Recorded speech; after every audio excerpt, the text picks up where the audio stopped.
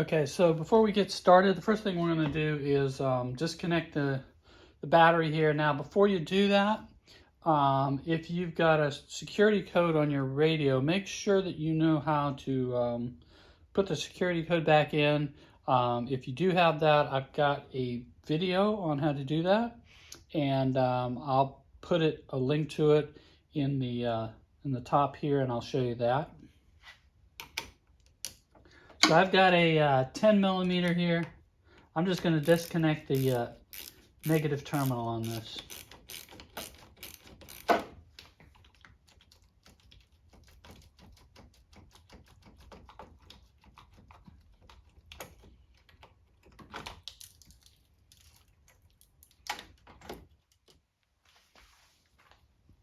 Okay, so the next step is we got to take off disconnect all 4 of these coil packs here. So I've got a, let's see, it's a 10 millimeter. I'm just going to take these off.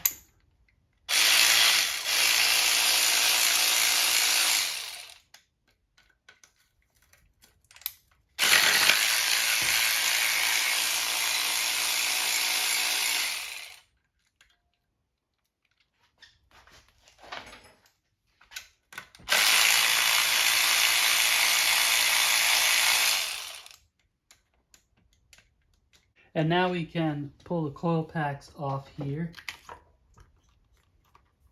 The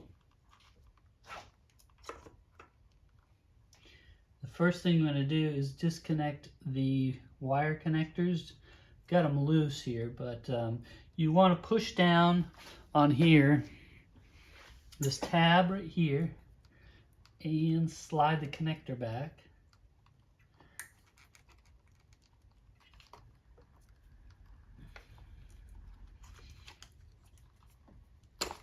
It's a little bit tricky sometimes to get that off there. And then these will just pull out.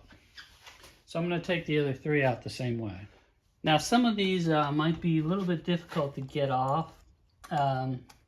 Just to show you, when you're pushing here, this part is on a little clip. So you might need a little bit of help when you're pushing there with the screwdriver. Now you don't want to pull this up too much because you'll break the plastic clip if it becomes brittle. So just gently, you can pry it up a little bit just to get it over that thing right there, and then pull it off. So I've got all 4 of these out now. Now we can go to the spark plugs. Okay, now I've got my regular, it's a 5/8 inch spark plug socket, so it's got that little rubber gasket in there to kind of hold the spark plug. So each one of these I'm going to take out.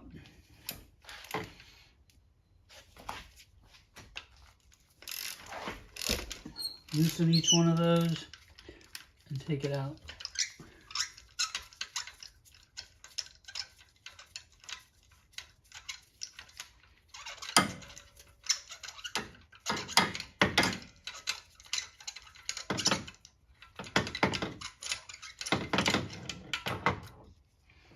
Pull it out, and you can see that one's got some wear on it, so that does need to be replaced.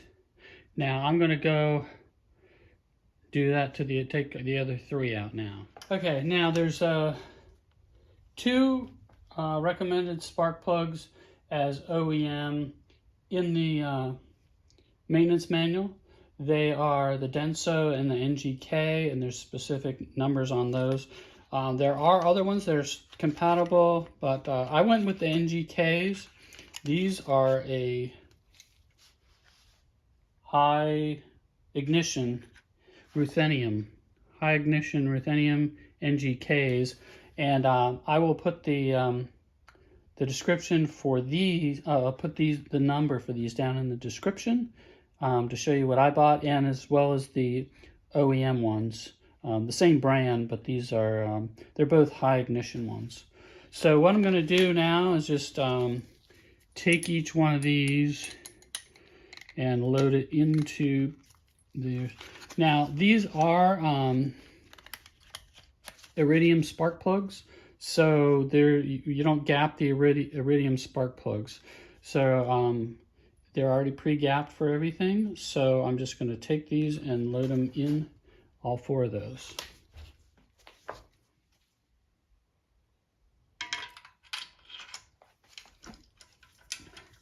And make sure when you're putting these in that you don't cross thread anything. It should go in very easily by hand. Get it all the way down in there. It should be very, very easy to screw those in. Once you've got it all down in there, we're going to come back and torque these down to the specified torque range. So I'll load these other 3 and then we'll torque them down. Okay, so I have my torque wrench here, and I will put the torque specs down in the description for these. This is supposed to be 11 pound-feet of torque or 15 Newton meters. So set your torque wrench, and just need to torque each one of these down to the proper specs.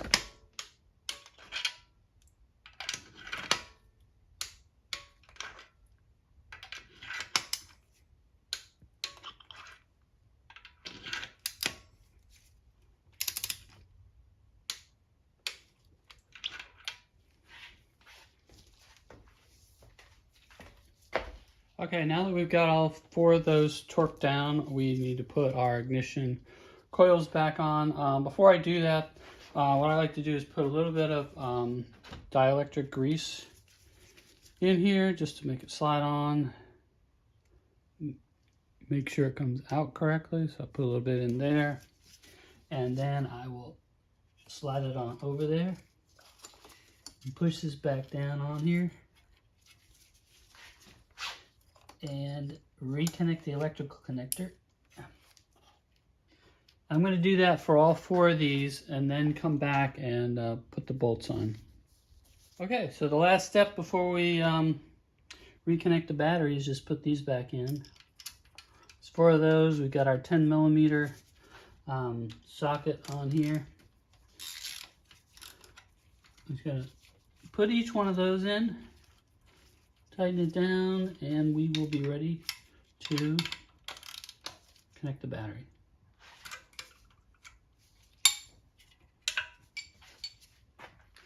Okay, so the last step, now that we've got all 4 of those there, is to reconnect the negative terminal on the battery here.